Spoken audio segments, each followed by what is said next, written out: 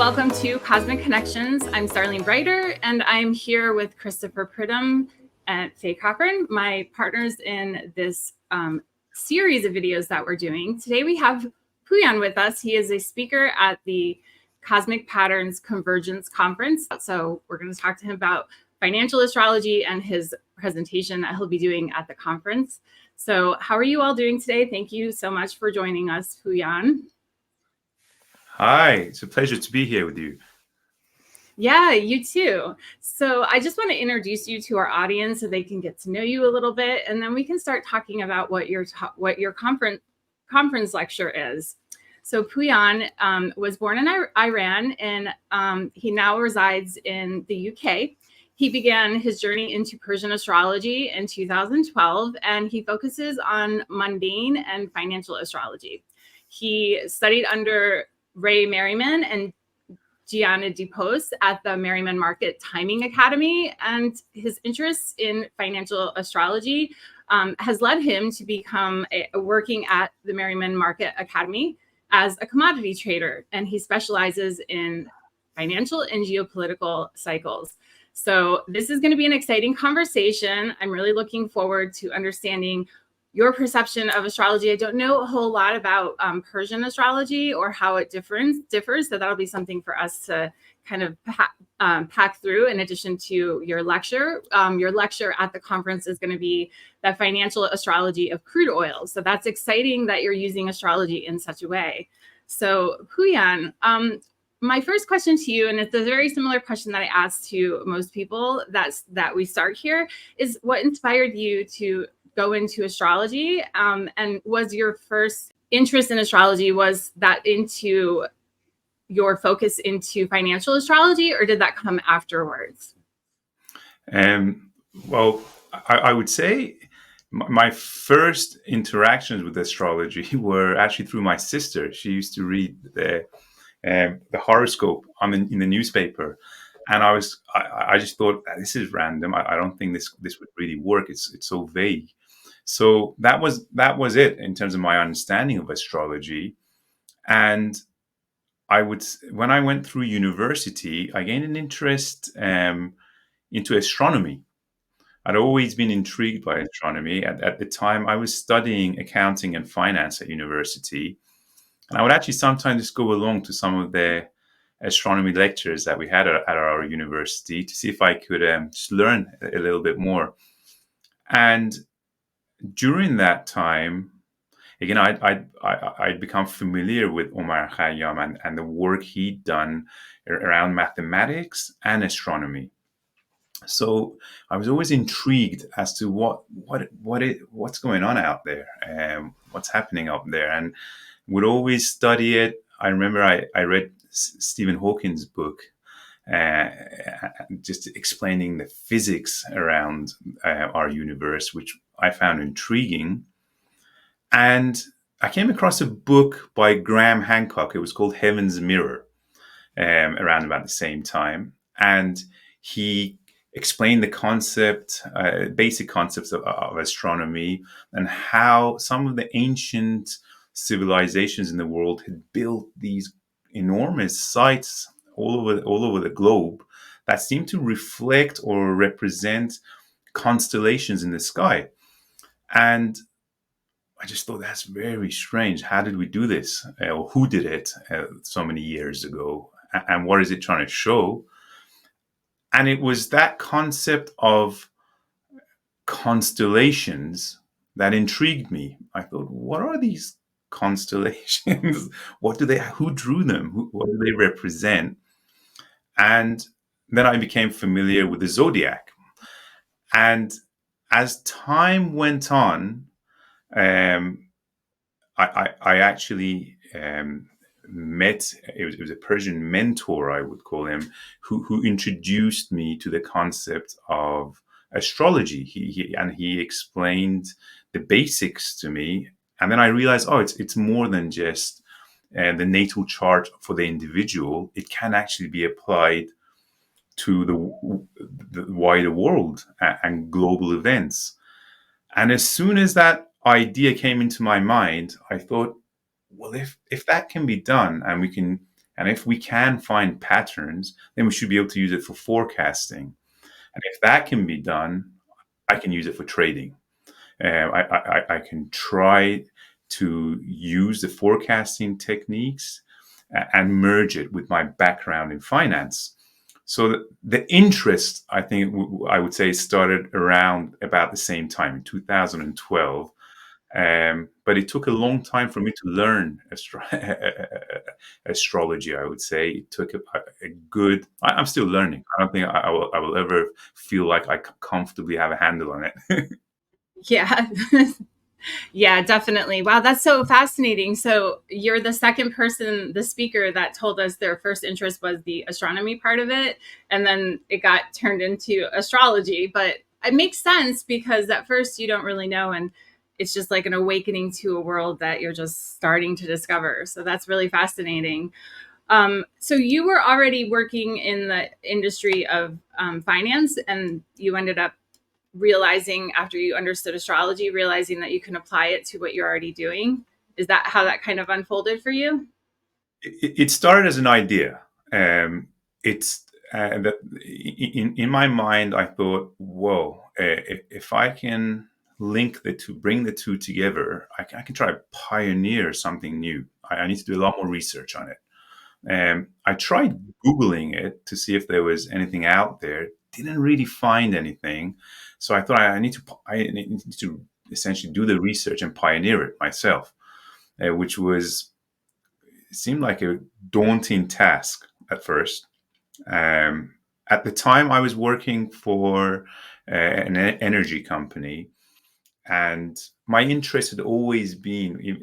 I started in audit, so I was an auditor for a lot of energy companies, global energy companies, and shipping companies, and then I moved into a trading company, and their focus was on coal. But as I was working there, I would always go and speak to the traders and try to get data from them for oil prices. And I started my research on crude oil. It's because it was a subject that interested me. Later on, when I learned about astrology, I realized my sun is in Pisces. That makes so much more sense as to why I'm so interested in crude oil all the time. But as I started to look at the data sets, I would say I became overwhelmed. I didn't know where to start, how to do it.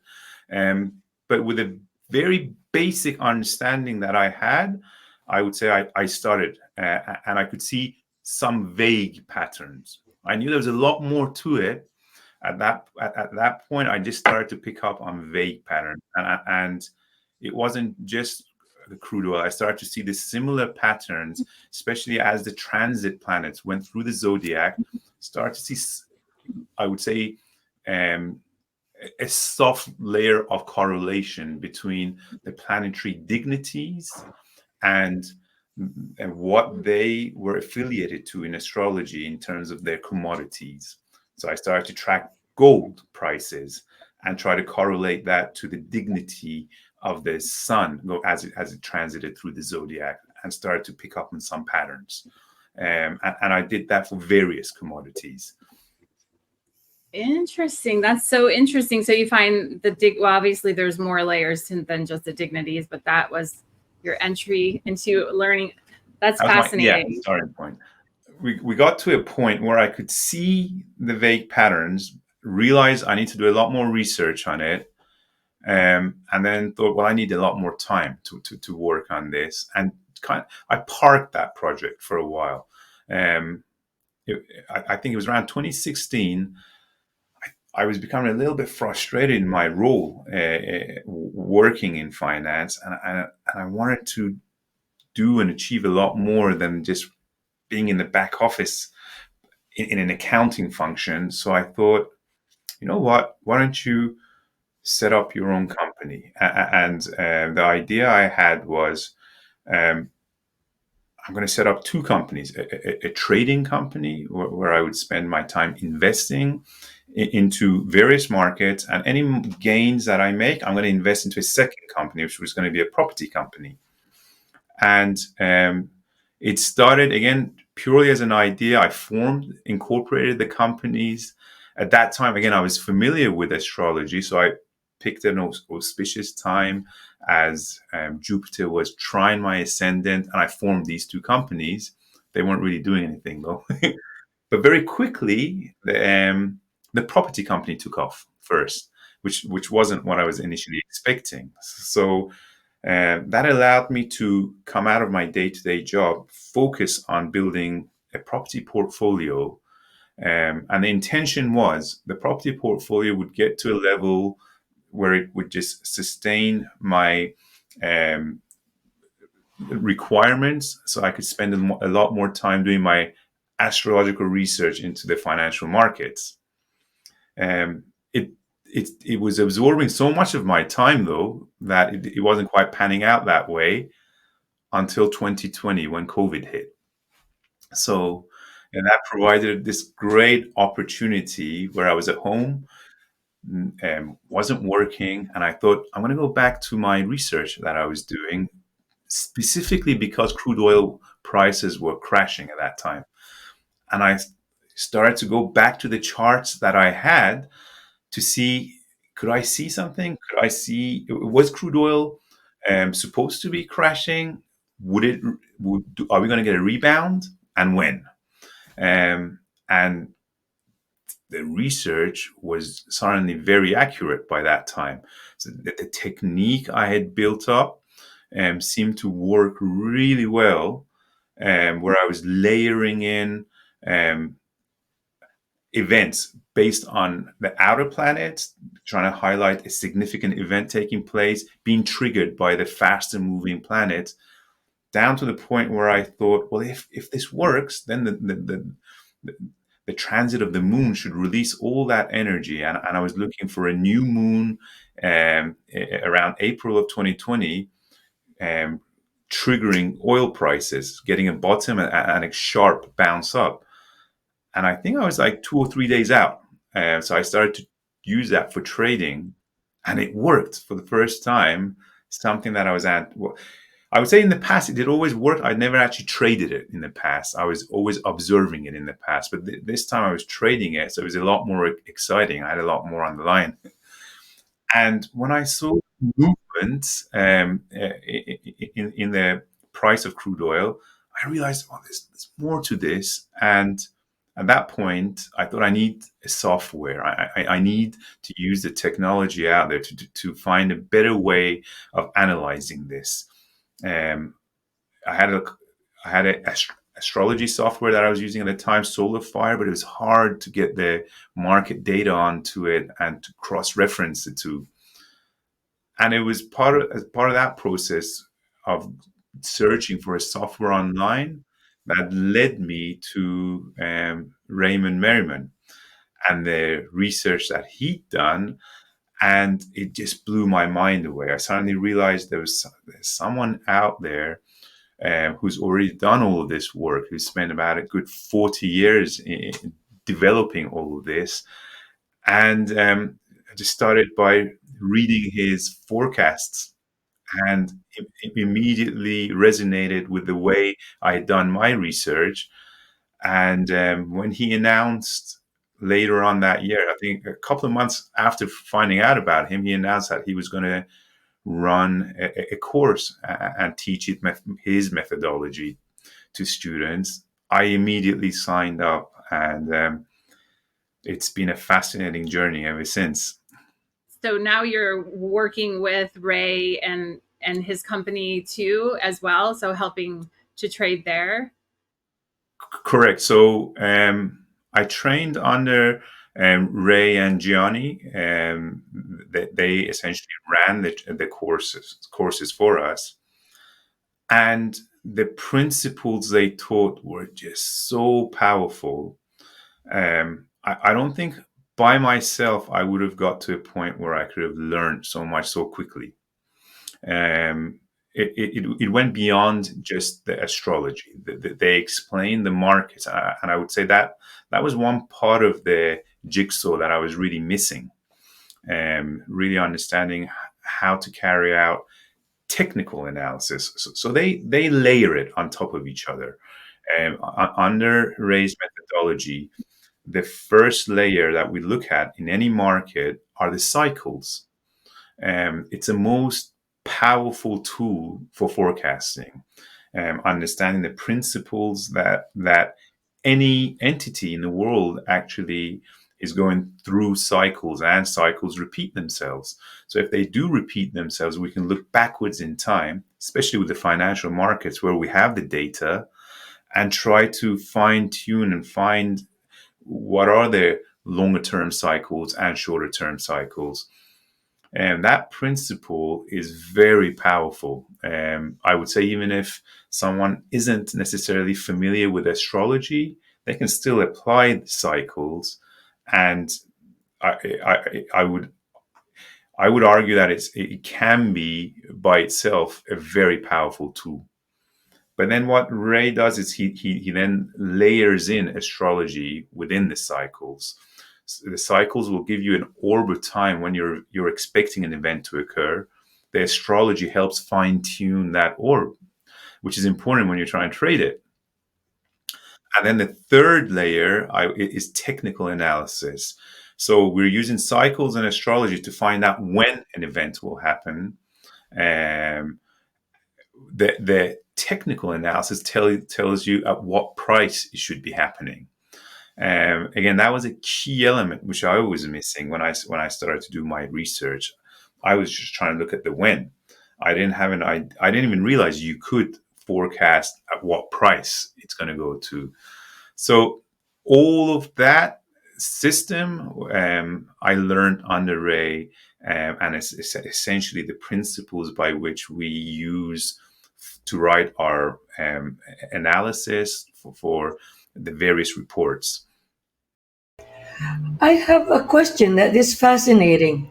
So, before you run into Ray Merriman, everything, all the research that you were doing are just on your own? You basically taught yourself astrology? Um, I would say the basics of astrology I learned from my mentor, but the I rest see. of my training in astrology was purely via reading books. Oh, Um, wow. and one of the Mm, interesting things for me, we had a conference in Lake Bled last week, and one of the speakers there was one of the people I really looked up to, and will also be taking part in our convergence conference in March as well. It was Christine Skinner. She's a astrologer, big financial astrologer from the UK, yes. and I had read Christine's books. I'd read various people's books, and that's how I essentially try to learn astrology, through reading. I looked into courses, taking astrology courses, but none of them were that appealing to me because it didn't necessarily um, answer the questions I had around mundane astrology, and more specifically around financial astrology. It's a real niche that I was looking for, and I was a little bit worried at the time, because I thought, I don't really want to get into the psychology of analysis and looking at individual charts. I don't want to do a course where I start looking at the ephemeris and going through. I've learned those techniques. I wanted a real fast track, and as soon as I came across Ray, he offered that. It seemed it was a real niche, but it was exactly what I was looking for. So, your main focus was really into trading, stock market, and financial astrology, which is great. It's just like a direct focus. It was Yeah? very focused, and Yes. I would say by default. So Yes.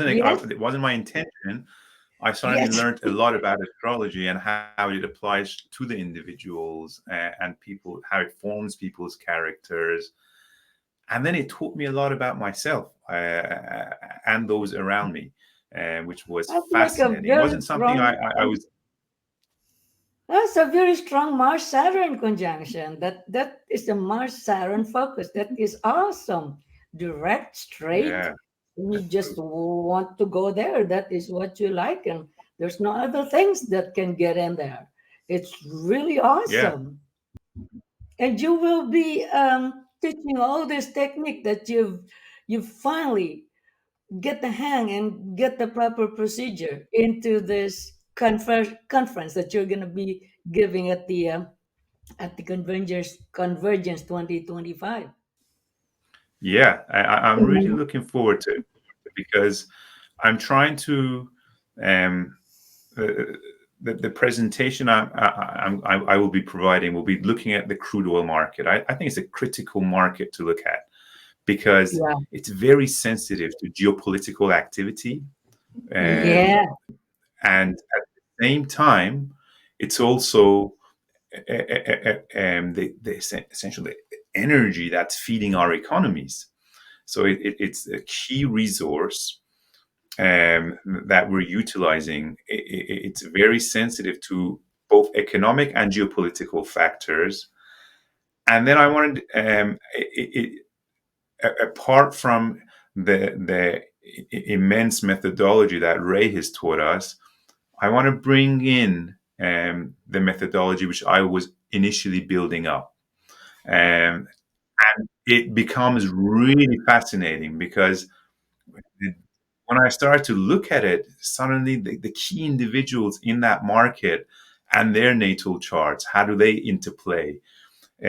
Trying to find the natal chart for the oil industry, and how does that chart get triggered?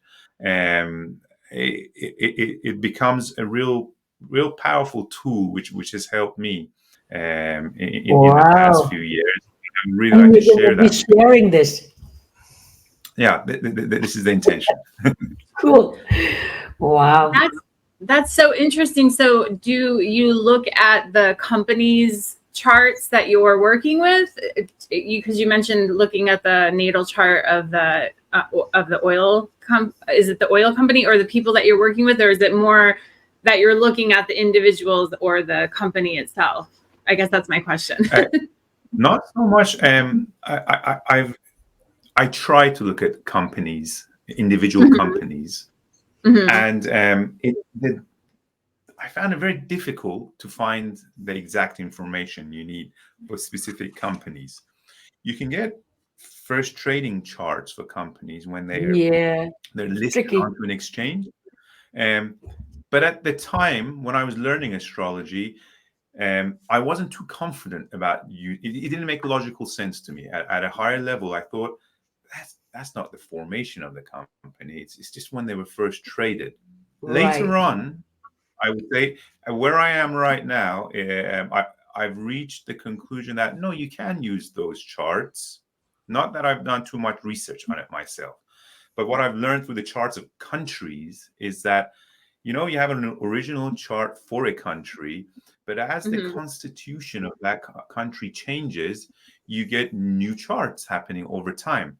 Yeah. And those new charts do carry signatures, some of the signatures from that original chart. So in a situation where you can't get that original chart, it's you won't using that first trading chart might help you. It might contain some of the key signatures that you need. It will carry some of those signatures across. But because it's so hard to prove all of this, I have never used individual company charts. Um, Mhm. with crude oil itself, the charts I was alluding to was in terms of the key individuals was, well, who pioneered the drilling of crude oil, um, uh, and who was behind him, who was funding him, and how does that play into the concept of crude oil, and what date do we have for the first time the modern crude oil industry was actually created? When was that first well drilled? And the story that goes around that. That's what I hope to share at the conference. And then taking that chart that we get and trying to rectify it and taking that rectified chart and then trying to demonstrate the principle by saying, okay, what were the key dates in the crude oil industry?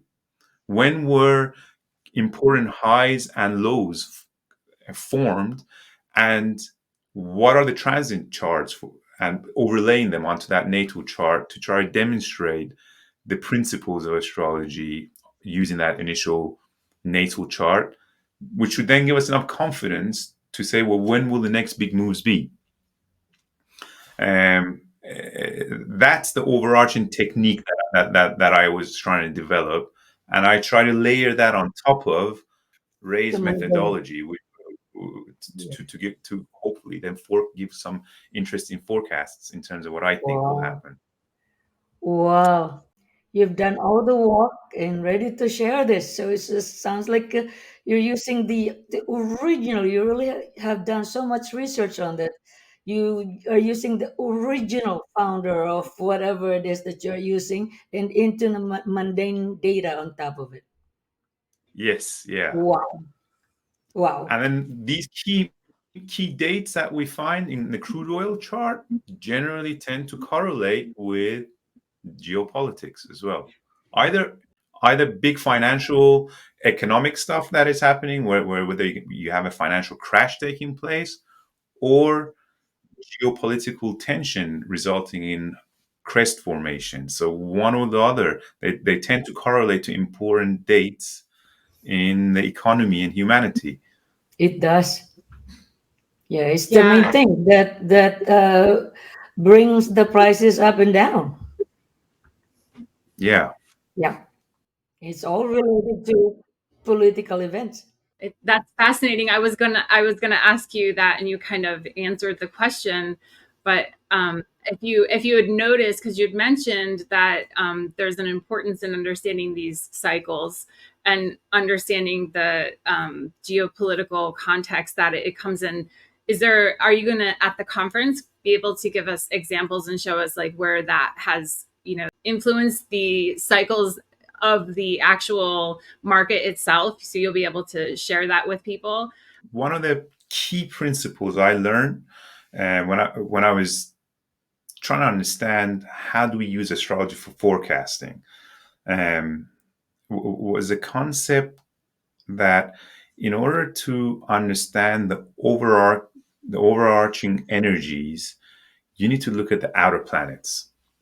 Um, and I also have a caveat to give here. Do we really know all of our outer planets? No.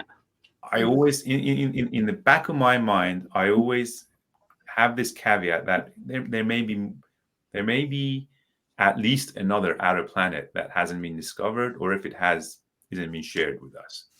And the further out you go in terms of planets, the more influence they have. Um, every time a planet has been discovered, it's created a shift in human consciousness. And going back to the Babylonians, there are tablets, stone tablets that they've written on, and they were always referencing more planets beyond Saturn, which could be seen with our eyes. And it wasn't until we started to discover these planets that what they had written became a little bit more notable. They have referenced at least one other planet, and that planet is supposed to have a lot of control and influence over the system. So I always add that caveat when I'm talking about outer planets. But always in the back of your minds assume that there could be at least another outer planet that hasn't been discovered yet. But as far as we know today, Pluto is the outermost planet in our system, and their movements are slow, yet every time they change signs or form important aspects to one another or a natal chart that we're looking at, something significant takes place. So they set the tone, they set the underlying tone, and then the faster moving planets release and act as triggers as they translate those aspects. So that principle I hope to explain and bring to people at the conference and try to demonstrate it using that natal chart for crude oil and demonstrate how I applied that principle in trying to find that 2020 low in crude oil, and then use the same principle to try to forecast when will the high happen. At that time, I hadn't met Ray yet. I didn't know how to forecast a price limit for what sort of price the high will be at. But hopefully now I can do that for you. So I'm trying to then apply that principle going forward to give forecasts as well, so that people can use it. People can actually. When I learned astrology, I I never really wanted to use my knowledge in astrology to make a living, so much as I never really wanted to. I was um, get into specific areas where I would charge for astrology, for the knowledge that I have. I always wanted to share that knowledge as openly and widely as I could. But what I did want to use that, I wanted to apply that knowledge and use it in a way where I can make money off of trading. That's always been my goal. I thought the principles is a principle of understanding cycles. And if you understand cycles, then you should be able to make money off of those cycles trading. And that's how I've always tried to apply it. If I discover something or believe I have something, I like to try to share that as openly as I can. Thank you. That's something we've all of us here have experienced in doing our own work with astrology, researching, and then, here it is. We'll run with it because, one person individually is one person and that's the knowledge they contain. But, when you get collective, you get so much further. And I think we all share that sentiment. Yeah. You brought up a really interesting point too, that, about the outer planets and what could be beyond Pluto. We don't know. We have no clue. But at one point they didn't know about Uranus, and then Uranus is here, and then further on out, and we're ending up understanding things much more intricately because we understand the solar system we live in. And I've done some research on fixed stars, so going way out in space like that, there's so much to go. We'll never stop researching, looking, on an astronomical level or an astrological level. I can't see humans doing that. So it's really fascinating that you are, looking at this perspective of even what could be beyond. I've actually spoken to some of the some astrologers that use trans-Neptunian planets. I don't think that they're actual planets, but they're, things, objects out in the sky. So that was also fascinating to me, what you brought up.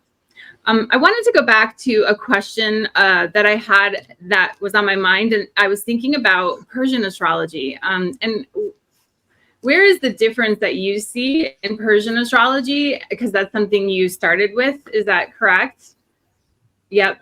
Yeah. And what is, can you talk about that a little bit? How does it, what is it? What is the difference? What is the difference? There isn't a difference, as far as I can see, between Persian astrology and the Western astrology, which is a system we're familiar with. That is, I would say, is one system. I would say a lot of the astrological texts and knowledge was built up at the time in it was the Persian courts, which suffered a lot of attacks, and a lot of those texts were destroyed over time, over the history of the Persian Empire. But one of the a lot of principles were shared between the Persians and the Greeks in terms of philosophy and, at that time, the sciences, which included astrology. If it's hard for us to imagine, but if we go back several generations, a lot of people were illiterate.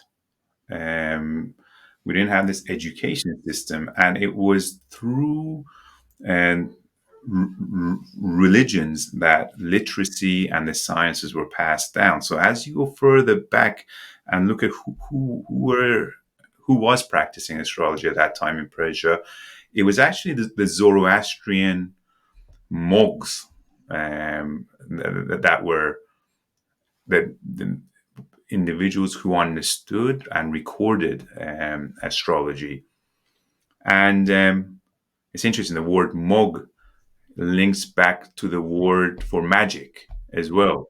It was the three wise men that came to observe the birth of Jesus. That there were three mogs, and they understood astrology, and they came to Nazareth at that time. So the idea and the principles were very rich and romantic in the way I saw them, and the way they were introduced to me first. Over time, um, a lot of the Persian astrologers had to really hide the way they were practicing astrology, especially during the Islamic conquest. When Iran was attacked, the Muslims of the time believed that the Quran gave us the ultimate answers. You didn't really need any other books. So a lot of libraries were burnt down, and certain practices, especially Zoroastrian practices, such as astrology, were looked down upon and almost seen as magic. So there was like a counter movement towards it, and these guys had to try to preserve that knowledge. And it's interesting, and a lot of people refer to Islamic astrology, which was essentially these Persian astrologers who then to maintain that knowledge had to start writing in Arabic, and there weren't any Arabic astrologers. It was Persian astrologers. Biruni and all the big astrologers were having to write at the time in Arabic, because as the Islamic conquest occurred, they would try to get rid of their language within that country as well. Persians had to really fight to maintain that language. And I would say the Farsi we speak today, actually the word Farsi is actually an Arabic word. The correct way of saying it is Parsi, because the Arabs didn't have P, say F. That says it all, right? That today I have to describe the Persian language as Farsi. That pretty much says it all. There's a lot of Arabic influences within the language as well. But people like Ferdowsi try to retain that language and resist this change, because they felt there was a rich culture that had to be passed on to the next generations and to the world, I would say.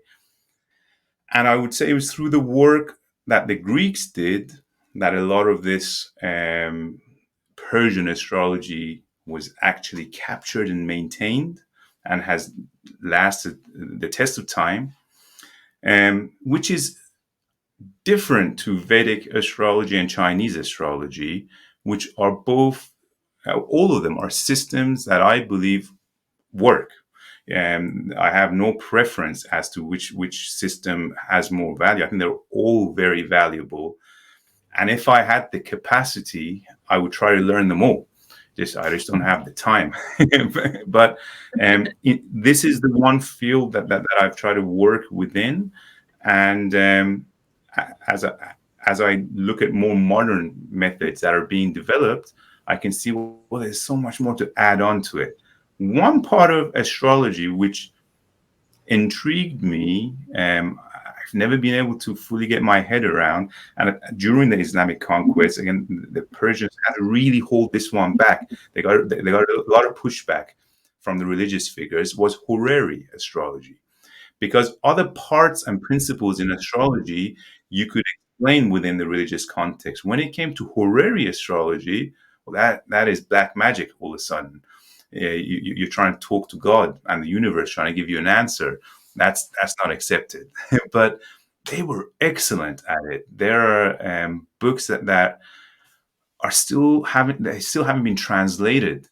So even when I try to read PDFs of them, I find it very difficult to read because, again, the authors had to write in Arabic. They had to change a lot of the words for planet aspects into Arabic. So it becomes really difficult now to try to read some of those words for me, as a person who's spent most of his life living in the UK.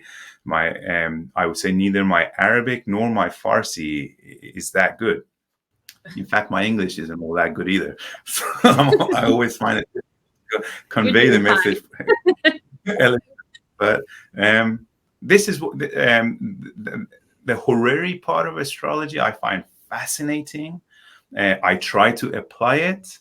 I don't pretend to have the skill sets to apply it properly, but it really helps me, especially when I lose things. It helps me find them. So I do like it. I am also curious about the crude oil. Is that something you just strictly focus on in your own practice, or is it something, or do you apply that to other industries? I follow several markets. I find I can't trade all the markets, and I don't like trading markets which I don't follow closely unless there's a big event happening. And in that context, I'm finding the list of markets I'm tracking is growing over time. But as a rule, I said to myself initially, I'm going to start with somewhere between 3 to 5 markets, which I'm going to track closely, using the methodology I learned from Ray and Gianni, and I'm going to try to trade off of those markets. And as time has gone on, the number of assets have increased. So I do look at more assets. I would say as we're going on, especially with cryptos that came in, it became so much more interesting. So the principles I'm trying to explain for crude oil can actually be applied a little bit more accurately with cryptos, because we do have some specific charts for cryptos. We know exactly when, where, and what time they were formed. Not for all of them, but for most of them. And you can apply the same principles there. I guess what's more exciting when you're looking at a new asset that's created is that the initial growth phase is tremendous. So when we studied cycles, we know that whenever we consider a cycle essentially from a trough, from when a low is formed in a market until the next low. That for us is one cycle. And we know that whenever a cycle forms, especially the longer term cycles create deeper troughs. So whenever they form, the first phase of most new cycles tends to be very bullish. They seem to move up. So you don't actually need to know that much about the principles of trading to be able to utilize that move. Now, when it comes to a new asset class that's created, the first phase is essentially the birth of that asset. It's going to be very bullish, as we've seen with cryptos. So the principles I will discuss, whilst I'll be discussing them on a commodity like crude oil, can actually be applied to many different assets. And I think a lot of astrologers do like cryptos because you do have those natal charts for them. And all I would say is the principles of cycles always trumps the astrology. It seems to be a lot more prominent once you understand the concept of cycles and match those up with astrology behind it. It seems to have a more powerful impact, and that's what I'll try to explain then in the presentation. That Yeah, is and then great. it gives the opportunity to understand that so that you can apply it to future cycles. And yeah, that makes a lot of sense. That's One of the techniques Ray uses to analyze what's happening over the year and then breaks it down into months, is he tries to identify critical reversal dates. So he will use astrology by identifying essentially why does it work? Let's go back one level. Actually, why does the astrology work when you're looking at markets? Essentially, you've got thousands, if not millions, of people involved trying to set the price through demand and supply. Predominantly demand when they're buying, and then if they suddenly start selling, it will affect supply as well. So these are the market participants, the masses. And whenever we get astrological aspects, let's call them signatures, happening, it affects people. It affects all of us. It affects our emotions. And people's emotions are very important when you're looking at the market. And that they're either very confident and sometimes irrationally confident, sending prices up, or suddenly they panic and it sends prices down. But Ray, there's that reversal that takes place. So he terms it critical reversal dates. Dates that are very sensitive to changes happening in our opinions. And it's a really beautiful and artistic concept. Let's put aside the amount of detail he goes through in order to find those dates. But once he's identified those dates, this was the interesting part for me. Not only can you use them for trading, but we're humans. In our day-to-day lives, those critical reversal dates affect us. Suddenly things happen in our lives, and I'm like, remember, Pouyan, it's a critical reversal date. Don't panic, remain calm. You have to fight against your gut instincts when you're trading. You're supposed to move against the pattern, against the trend, right? Everyone else is panicking. You're supposed to be confident and buying.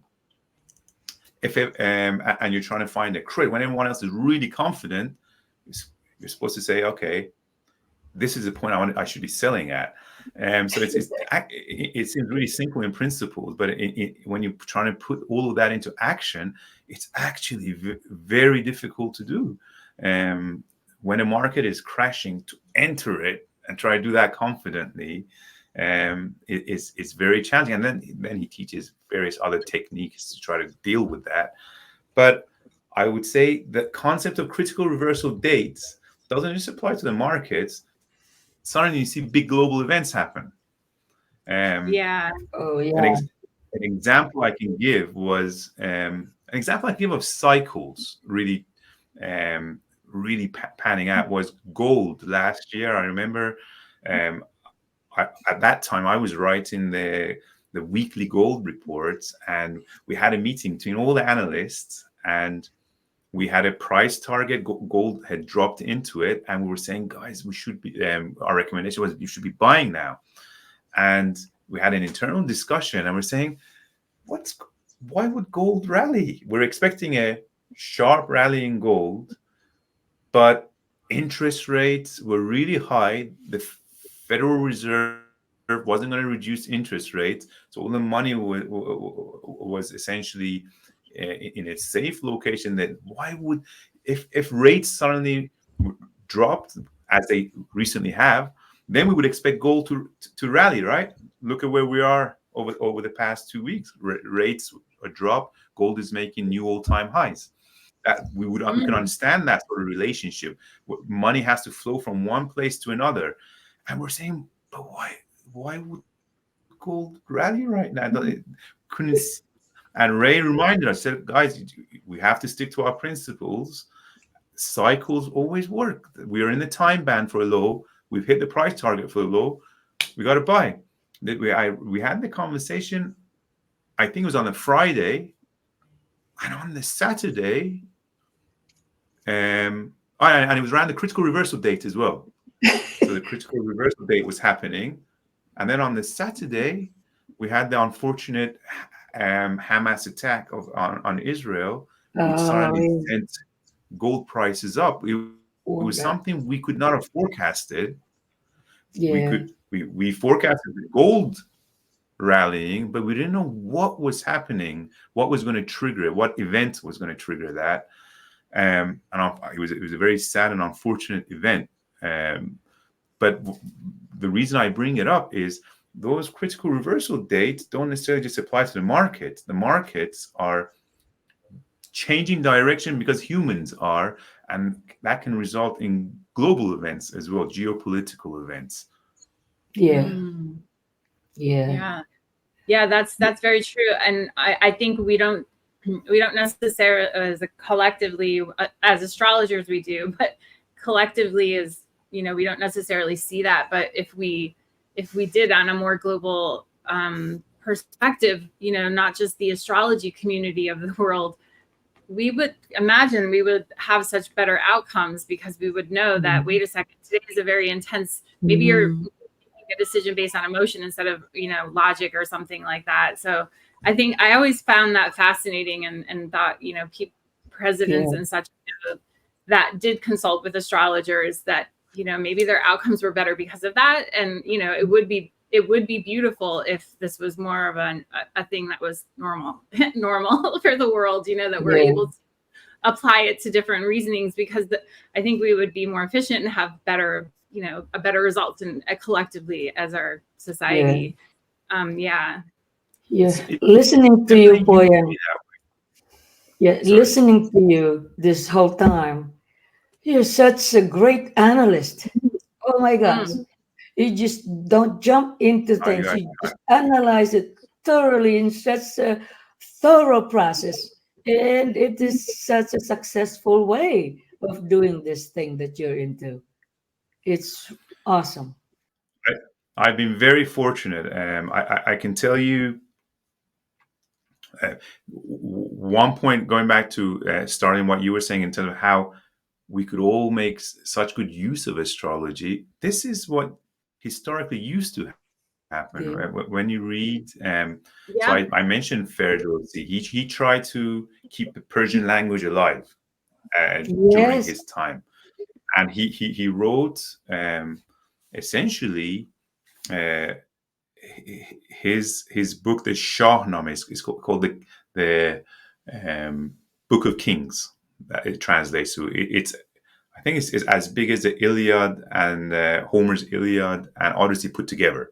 And essentially, it starts in what people describe as a almost like a fairy tale, where it starts in terms of the world where humans are first created, and the first kings started to do very basic elementary things, such as using leather to make clothes. And it goes through time and tries to describe how the essentially the reign of the Persian kings got passed on all the way until the Arab invasion, conquest of Iran. And in that book, what was interesting when I was reading it, and this is the disappointing part on my part, is I could not read it in Persian because my Persian is not strong enough. So I read the English translation of it. I thought I can't read it in Persian, but I want to know the stories. So I read the English translation. And what was interesting for me was the ancient kings would always have astrologers in their courts. They would use that knowledge and used to apply it. But I would say that the public persona and understanding of astrology has changed over time, and it Mhm. made me question it. I thought, put aside your bias as a person who loves astrology. I don't blame people for questioning it, and if as an astrologer I'm saying, look, it's not 100% complete. The system we're describing, I don't believe is 100% complete. Right. I can't blame other people for not buying into it as well, because until it is, and we can actually demonstrate it, it's hard to expect other people to buy into it. But I think there is a movement. There is an awakening happening with all the wonderful work you guys are doing in arranging such wonderful conferences and podcasts, and sharing this material out there. People are becoming aware of it and turning to it. A lot of young people are turning towards it. And it's exciting and interesting to see, especially now with Pluto going into Aquarius. I'm hoping that momentum will Yeah, only increase.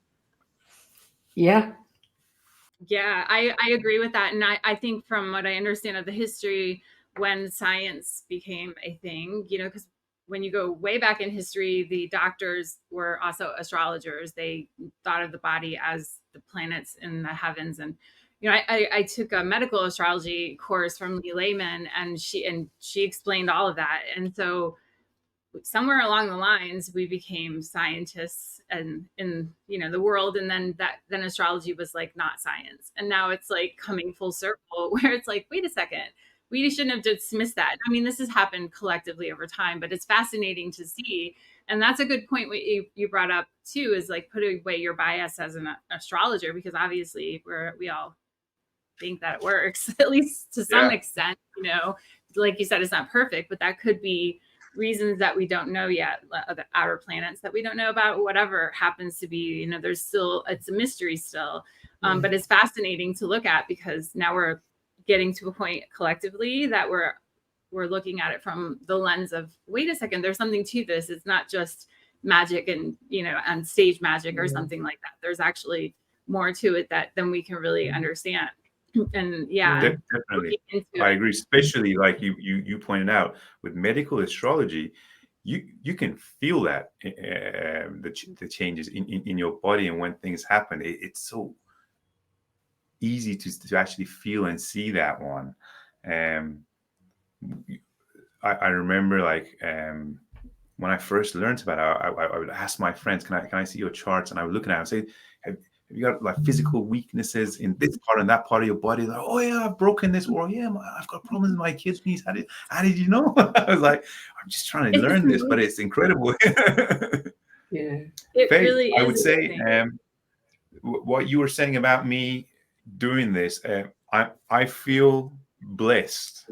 I remember during COVID sitting down I was watching Netflix, and I was watching Chef's Table on Netflix, and I've seen these individuals who were doing what they loved, and one of the uh, early concepts of astrology that I was taught when it was first introduced to me was, Pouyan, you can use astrology to help people go towards what they're supposed to do and achieve in this. Like, you can help them with that.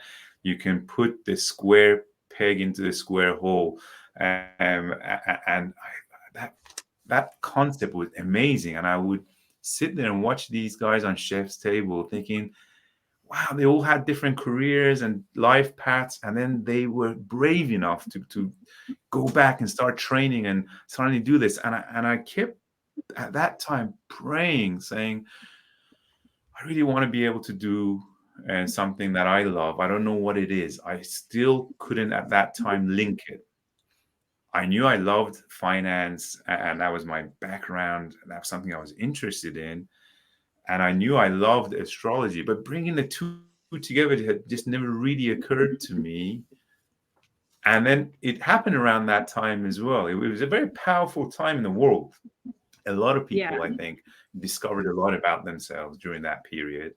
And I was very privileged. I feel very privileged to be doing this. And that's why a lot of that research isn't an effort for me. I do it with love and passion. I suddenly look at the time, like, oh, hours have passed, and I've just been researching. And it's a challenge. That part's a challenge, trying to manage my time. Not very good at it. Fortunately, my wife is very good at it, so she keeps me in line. But I feel privileged, and to that end, it's a privilege to be with you guys and doing this conference as well. I'm really looking forward to it. Thank you for sharing all of these things. Yeah.